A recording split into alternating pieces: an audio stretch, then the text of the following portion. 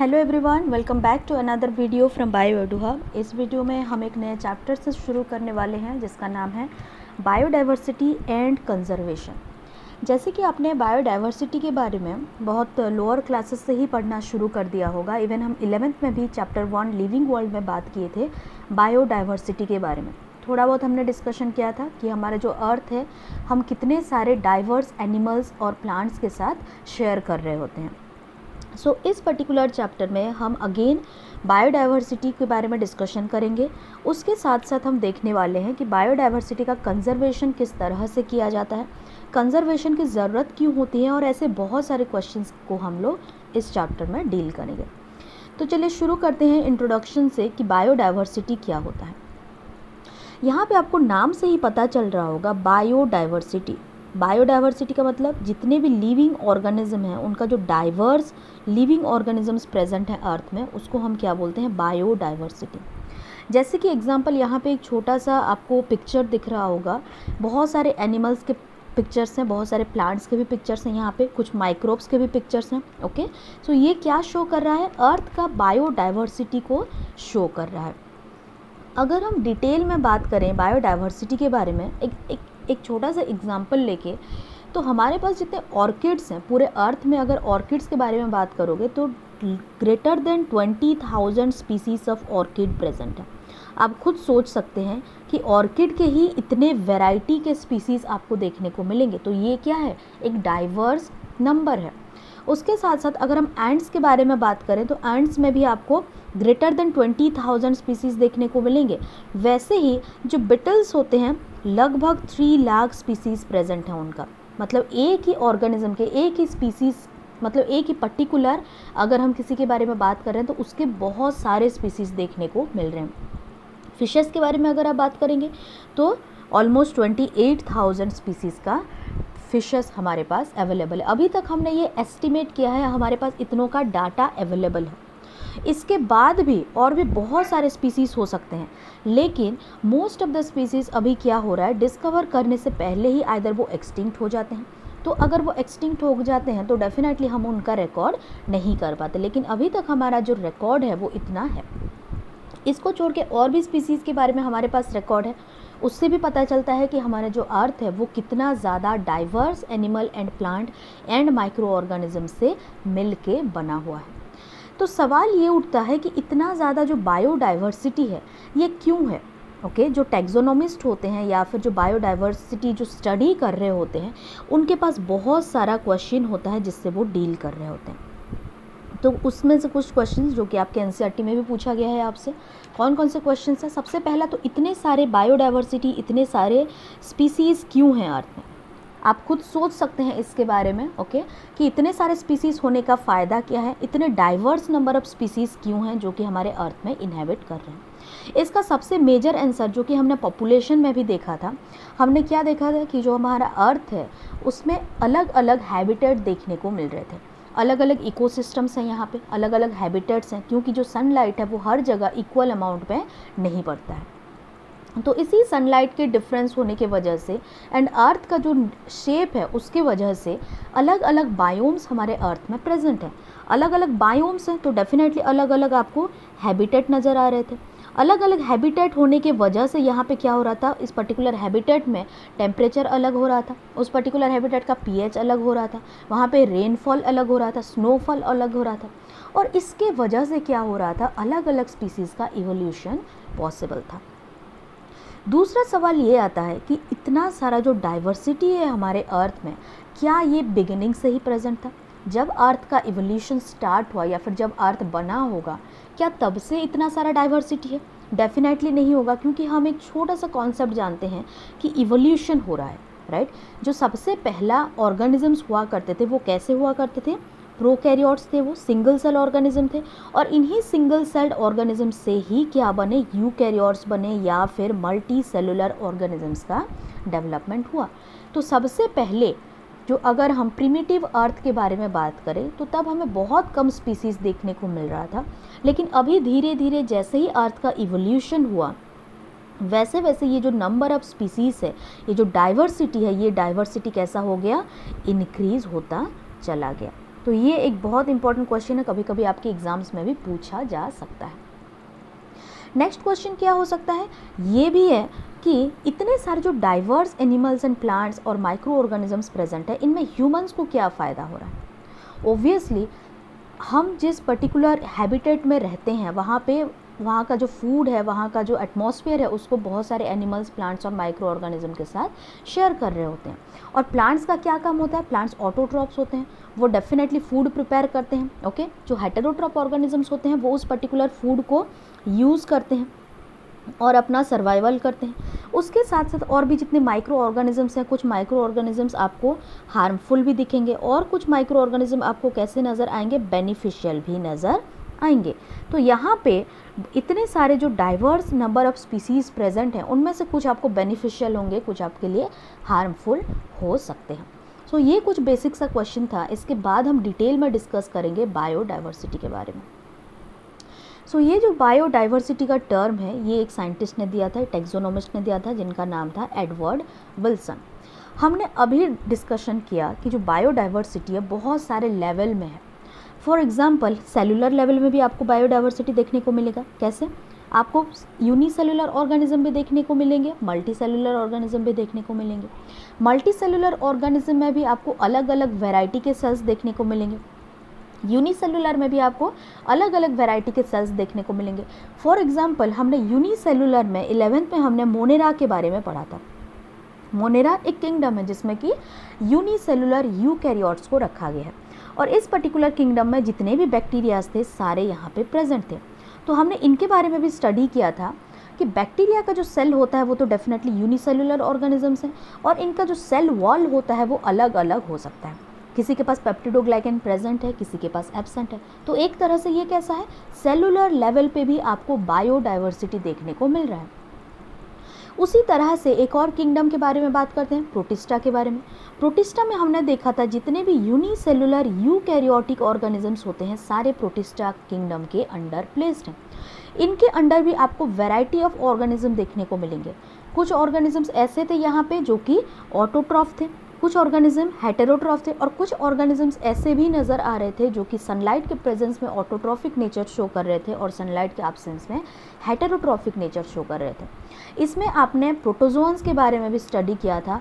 बहुत सारे ऐसे भी एनिमल्स थे जो कि डिजीज़ कॉज कर रहे थे। तो ये क्या हो गया, ये एक सेलुलर लेवल पे बायोडाइवर्सिटी हो गया। मतलब एक यूनिसेलुलर है ये सारे के सारे ऑर्गेनिज्म, मोनेरा भी यूनिसेलुलर, प्रोटिस्टा भी यूनिसेलुलर, लेकिन इनके जो सेल्स हैं वो बहुत ज़्यादा डिफरेंट है। उनका जो आउटर कवरिंग होगा, सेल वॉल होगा, किसी के पास पेलिकल प्रेजेंट होता है, किसी के पास पेलिकल एब्सेंट होता है। कुछ मेंबर के पास सेल वॉल प्रेजेंट होता है, कुछ मेंबर के पास सेल वॉल एब्सेंट होता है। जिनके पास सेल वॉल प्रेजेंट है, सेल वॉल में भी आपको बहुत सारे वेरिएशन देखने को मिलेंगे। कुछ ऑर्गेनिज्म ग्राम पॉजिटिव थे और कुछ ऑर्गेनिज्म ग्राम नेगेटिव भी थे। ग्राम पॉजिटिव के पास एक एक्स्ट्रा कवरिंग हुआ करता था, राइट। सो ये एक वैरायटी है। उसी तरह से 3 इम्पॉर्टेंट डाइवर्सिटी के बारे में आपके एनसीईआरटी में गिवन है, मेजर डाइवर्सिटी जिसके बारे में कि स्टडी किया जाता है। सबसे पहला डाइवर्सिटी जेनेटिक डाइवर्सिटी। ओके, मतलब जेनेटिक लेवल पे आप देख सकते हैं कि एक पर्टिकुलर स्पीसीज़ किस तरह से वेरी कर सकता है, राइट। फॉर एग्जांपल एक सिंगल पीसीज का डिस्ट्रीब्यूशनल रेंज अलग अलग हो सकता है। एक एग्जांपल यहाँ पे दिया गया है राउल्फिया वोमिटेरिया का, जो कि हिमालयन रेंज में पाया जाता है। ये एक केमिकल प्रोड्यूस करता है जिसका नाम है रेजरपाइन। रेजरपाइन एक पर्टिकुलर प्लांट से कितना % ऑब्टेन होगा ये वेरी करता है। ये किस पे डिपेंड करता है, इस पर्टिकुलर प्लांट राउल्फिया प्लांट कौन से लेवल पे हिमालयन रेंज में प्रेजेंट है, उस पे ये डिपेंड करता है। मतलब कुछ प्लांट आपको ऐसे भी देखने को मिलेंगे जो कि बहुत ज़्यादा अमाउंट में रेजरपाइन प्रोड्यूस कर रहे होंगे, कुछ ऐसे भी होंगे जो कि बहुत कम अमाउंट में रेजरपाइन का प्रोडक्शन कर रहे होंगे। स्पीसीज एक ही है, राउल्फिया वोमिटेरिया, लेकिन यहाँ पे डिस्ट्रीब्यूशनल रेंज अलग होने की वजह से आपको इस पर्टिकुलर केमिकल का जो प्रोडक्शन है उसमें आपको डिफरेंस नज़र आ रहा है। तो ये एक तरह का किसका एग्जाम्पल है, जेनेटिक डाइवर्सिटी। नेक्स्ट बात करते हैं स्पीसीज डाइवर्सिटी। स्पीसीज डाइवर्सिटी नाम से भी आप समझ सकते हैं कि स्पीसीज लेवल पे डाइवर्सिटी है। हमें पता है कि टोटल अगर पूरे ग्लोबल का एस्टिमेट किया जाए तो हमारे पास 1.5 टू 1.8 मिलियन स्पीसीज़ प्रेजेंट है, मतलब इतना ज़्यादा वास्ट डाइवर्सिटी है स्पीसीज़ का। तो ये किसको शो कर रहा है? स्पीसीज़ डाइवर्सिटी को। अलग अलग स्पीसीज़ हैं, ये स्पीसीज़ डाइवर्सिटी कहलाता है। इसका अगर आप एग्जाम्पल के बारे में बात करें तो वेस्टर्न घाट में आपको बहुत ज़्यादा अमाउंट में एम्फीबियन मिलेंगे एज़ कम्पेयर टू ईस्टर्न घाट। मतलब वेस्टर्न घाट का जो डाइवर्सिटी है वो ईस्टर्न घाट के कंपैरिजन में काफ़ी ज़्यादा है। ये हमने सिर्फ और सिर्फ इंडिया के बारे में बात किया। अगर पूरे वर्ल्ड के बारे में आप बात करेंगे तो अलग अलग हैबिटेट में, अलग अलग एरिया में आपको स्पीसीज़ डाइवर्सिटी नज़र आएगा। बहुत सारे स्पीसीज़ आपको देखने को मिलेंगे। मोस्टली जो ट्रॉपिकल एरियाज़ होते हैं, ट्रॉपिकल रीजन में आपको काफ़ी ज़्यादा बायोडाइवर्सिटी देखने को मिलेगा as compare to temperate region. उसका रीज़न क्या होता है वो हम आगे डिटेल में डिस्कशन करेंगे, ये एक बहुत ही इम्पॉर्टेंट टॉपिक भी है। ओके, अगर इंडिया के बारे में आप बात करें तो इंडिया में total 50,000 different strains of rice आपको देखने को मिलेगा। राइस खुद एक क्या है? एक स्पीसीज़ है, लेकिन इस स्पीसीज़ के अंदर भी total 50,000 genetically different strains present है। आप जिस एरिया में, रूरल एरिया में रह रहे हैं, वहाँ पे भी अगर आप फार्मर्स के साथ बात करें तो वहाँ पे भी आपको पता चल जाएगा कि राइस के कितने वैरायटी प्रेजेंट है। तो ये वैरायटी कौन से लेवल पे प्रेजेंट है? जेनेटिक लेवल पे प्रेजेंट है। तो ये फर्दर किसका एग्जाम्पल हो गया? जेनेटिक डाइवर्सिटी का एग्जाम्पल हो गया। उसी तरह से जो मैंगो होता है, मैंगो का टोटल 1000 वेराइटीज़ इंडिया में प्रेजेंट है। ओके, सो ये भी किसका एग्जाम्पल है? जेनेटिक डाइवर्सिटी का एग्जाम्पल है। उसी तरह से एक और डाइवर्सिटी क्या है? Ecological diversity. इकोलॉजिकल डाइवर्सिटी मतलब इकोसिस्टम लेवल पे जो डाइवर्सिटी आपको देखने को मिलेगा, जो डाइवर्स इकोसिस्टम्स आपको देखने को मिलेंगे, उसको बोला जाता है इकोलॉजिकल डाइवर्सिटी। फॉर एग्जाम्पल, अगर हम इंडिया के बारे में बात करें तो इंडिया कहाँ पे प्रेजेंट है? यहाँ पे ट्रॉपिकल रीजन भी प्रेजेंट है, टेम्परेट रीजन भी प्रेजेंट है।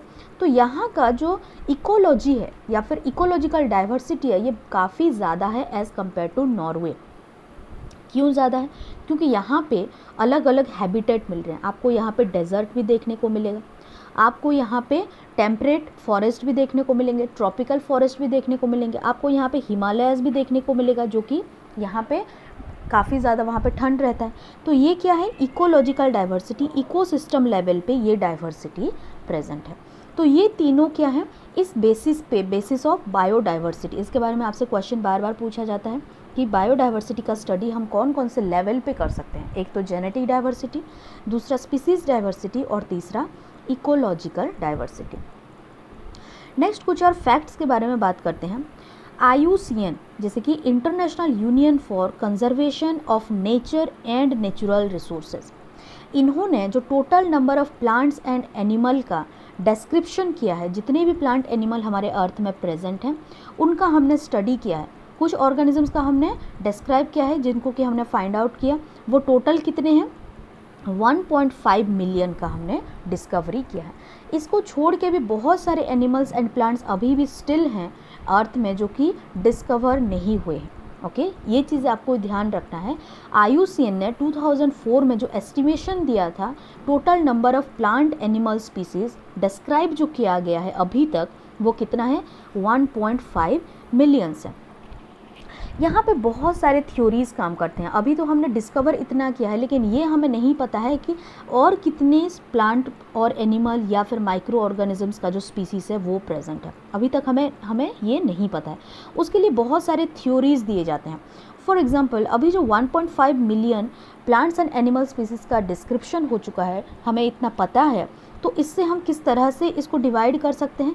कुछ ऑर्गेनिज्म आपको टेम्परेट रीजन में भी मिलेंगे, कुछ ऑर्गेनिज्म आपको ट्रॉपिकल रीजन में भी देखने को मिलेंगे। इस एस्टिमेशन के अकॉर्डिंग जो ट्रॉपिकल एरियाज़ होते हैं वो बायोडाइवर्सिटी ज़्यादा कैरी कर रहे होते हैं। तो अभी तक जितना भी हमें डाटा अवेलेबल है, जितना भी हमें डाटा मिला है, उसके अकॉर्डिंग अगर हम रफ एस्टिमेट करें तो कुछ साइंटिस्ट क्या बिलीव करते हैं, 20 to 50 मिलियन स्पीसीज़ अभी भी अर्थ में प्रेजेंट हैं जो कि डिस्कवर नहीं है। मतलब अगर इनका डिस्कवरी हो, 1.5 मिलियन को छोड़ के अगर इनका डिस्कवरी हो जाए तो अर्थ का जो टोटल ग्लोबल डाइवर्सिटी होगा वो कितना हो जाएगा? 20 to 50 मिलियन हो जाएगा। और ये एस्टिमेशन उन्होंने कैसे किया, इन्होंने ये जो 1.5 मिलियन स्पीसीज है इनका स्टडी किया कि कौन कौन से स्पीसीज कौन कौन से एरिया में मिल रहे हैं। इससे क्या पता चला कि जो ट्रॉपिकल एरियाज़ होते हैं उसमें बहुत ज़्यादा नंबर ऑफ़ स्पीसीज़ देखने को मिल रहे हैं as compare to temperate region या फिर किसी दूसरे इकोलॉजिकल रीजन में से। तो उन्होंने क्या एस्टिमेशन किया, अगर टोटल बायोडाइवर्सिटी का हम स्टडी करें तो अप्रॉक्सीमेटली 20 to 50 मिलियन तक ये जा सकता है। और जो स्पीसीज़ रिचनेस है, स्पीसीज़ रिचनेस का मतलब स्पीसीज़ कहाँ पे ज़्यादा मिल रहा है, ज़्यादा नंबर ऑफ स्पीसीज़ कहाँ पे है, रिच कहाँ पे है, of both the tropic and temperate area, tropic and temperate area का जो स्पीसीज़ रिचनेस है उनका स्टडी करके उन्होंने इतना एस्टिमेशन दिया है। लेकिन जो मोस्ट एक्सेप्टेड एस्टिमेशन था वो साइंटिस्ट मे ने दिया था। उन्होंने कितना एस्टिमेशन किया है, उन्होंने अप्रॉक्सीमेटली 7 मिलियन का एस्टिमेशन किया है। अभी तक हमें कितना पता है, 1.5 मिलियन पता है। और रॉबर्ट मे क्या बोलते हैं कि अगर पूरा ग्लोबल डाइवर्सिटी के बारे में बात करें, ग्लोबल स्पीसीज़ डाइवर्सिटी के बारे में बात करें तो हो सकता है अप्रॉक्सीमेटली ये 7 मिलियन हो। और ये 7 मिलियन ये जो डाटा उन्होंने दिया था ये हम एक्सेप्ट करते हैं, अभी तक ये सबसे ज़्यादा एक्सेप्टेबल डाटा है। नेक्स्ट बात करते हैं अर्थ का बायोडाइवर्सिटी के बारे में कि कितना बायोडाइवर्सिटी अर्थ में प्रेजेंट है, कौन से एनिमल यहाँ पे ज़्यादा पाए जाते हैं और कौन से एनिमल कम पाए जाते हैं। तो पूरे अर्थ का अगर हम बायोडाइवर्सिटी के बारे में स्टडी करें तो नंबर ऑफ़ एनिमल्स बहुत ज़्यादा देखने को मिलेंगे as compare to number of plants. Approximately 70% of all species are animals.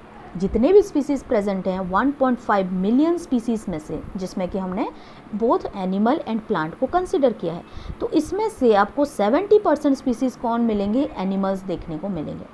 अगर प्लांट्स के बारे में बात करें जैसे कि एल्गी हो गया, fungi, bryophyta, gymnosperm and angiosperm, ये सारे मिला के हम यहाँ पे प्लांट बोल रहे हैं।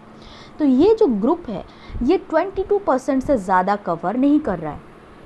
ओके 70%, मोर देन 70% तो एनिमल यहाँ पे मिल रहे हैं 1.5 मिलियन में से, और जो 22% है वो कौन मिल रहा है, प्लांट्स देखने को मिल रहा है। एनिमल्स में भी अगर हम बात करें तो इंसेक्ट सबसे ज़्यादा डाइवर्स अमाउंट में देखने को मिलते हैं। हमने एनिमल किंगडम में भी बात किया था कि जो इंसेक्ट्स होते हैं ये लार्जेस्ट फाइलम है इनका, राइट। क्यों लार्जेस्ट फाइलम है, इनके कुछ स्पेशल कैरेक्टरिस्टिक्स होते थे। इनका जो आउटर कवरिंग रहता था, एक्सोजिनस जो काइटिनस कवरिंग रहता था, वो हार्ड सरफेस रहता था, इसीलिए वो इजीली डिस्ट्रॉय नहीं होते हैं, इजीली इनको कुछ प्रॉब्लम नहीं आता है, राइट। तो ये एक इसका रीज़न था जिसके वजह से कि ये जो इंसेक्ट हैं ये most species rich taxonomic group के कैटेगरी में आ जाते हैं। Mostly 70% of total animals are insect. अभी हमने क्या बात किया कि टोटल 1.5 मिलियन स्पीसीज़ में से मोर देन 70% स्पीसीज़ जो होते हैं वो एनिमल होते हैं, और उन स्पीसीज़ में से भी मोर देन 70% कौन है, इंसेक्ट प्रेजेंट है यहाँ पे। मतलब अगर आप बात करेंगे तो 7 in 10 एनिमल्स, मतलब अगर आप 10 एनिमल का एक ग्रुप लेंगे तो वहाँ पे आपको 7 कौन मिल जाएंगे, इंसेक्ट यहाँ पे आपको देखने को मिलेंगे। क्योंकि अगर 100 हम एनिमल्स को कंसिडर करते हैं तो उसमें से 70 कौन प्रेजेंट है, 70% कौन है, इंसेक्ट प्रेजेंट है।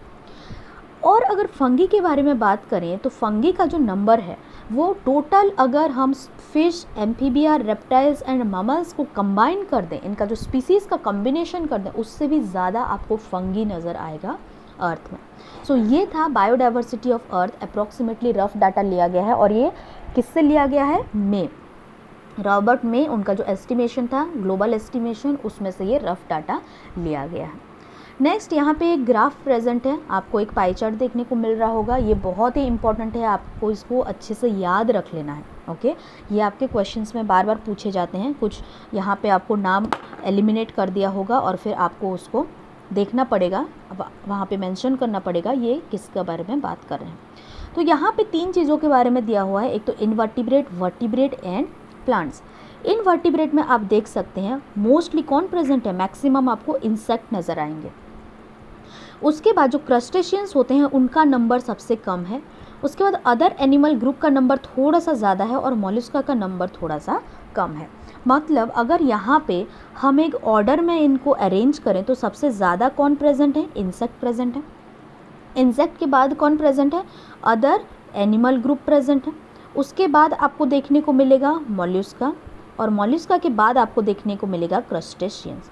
क्रस्टेशियन का नंबर यहाँ पे सबसे कम है, ये चीज़ आपको ध्यान में रखना है। इस पाई चार्ट को याद रखने का एक और भी तरीका हो सकता है, आप इसका मैंने यहाँ पे जो बनाया एक शॉर्टली आप यहाँ पे साइड में लिख सकते हैं कि इंसेक्ट का नंबर ज़्यादा है। इंसेक्ट का नंबर ज़्यादा है तो डेफिनेटली ये वाला जो रीज़न होगा ये डेफिनेटली इंसेक्ट के लिए होगा। उसके बाद कौन आता है, सबसे कम किन का प्रेजेंट है, क्रस्टेशियन का सबसे कम नंबर प्रेजेंट है, तो डेफिनेटली ये वाला एरिया जो आएगा ये कौन सा आएगा, क्रस्टेशियंस का आएगा। उसके बाद जो इंसेक्ट से थोड़ा सा कम प्रेजेंट है, मतलब नेक्स्ट जो ऑर्डर है वो किसका आ रहा है, अदर एनिमल ग्रुप का आ रहा है, और उसके बाद फाइनली मॉलिस्का का आ रहा है। उसी तरह से अगर वर्टिब्रेट के बारे में हम बात करें तो वर्टिब्रेट में सबसे ज़्यादा नंबर किसका होता है, फिशेस का होता है। उसके बाद आ जाएगा birds, reptiles, amphibians and mammals.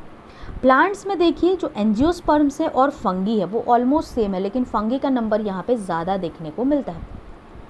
उसके बाद आपको एल्गी देखने को मिलेगा, lichens, mosses, ferns and alias देखने को मिलेंगे।